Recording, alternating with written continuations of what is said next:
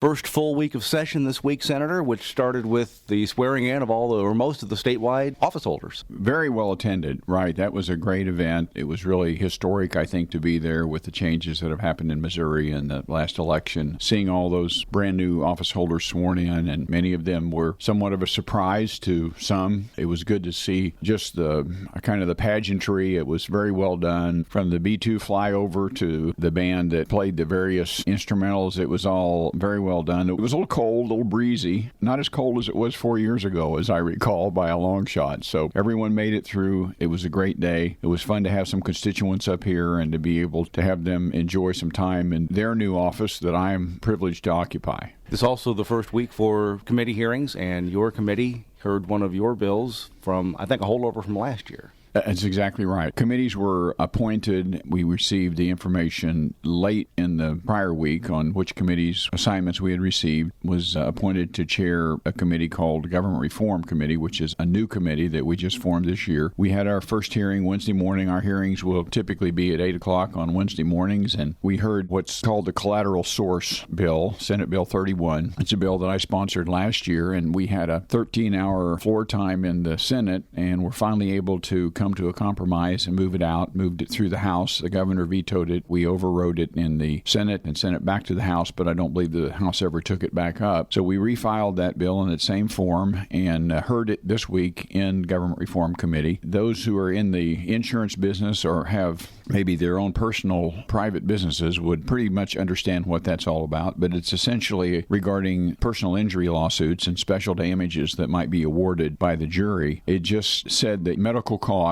were out-of-pocket costs. They were not costs that maybe were never billed or never paid, which has not been clear ever since a judicial ruling that overturned some of the tort reform bills that were enacted in 2005. So it came about because of a court opinion, and that was essentially an attempt to restore the fact that medical costs that might be reimbursed are in fact what was actually paid by either a harmed person, a plaintiff, or an insurance company on their behalf.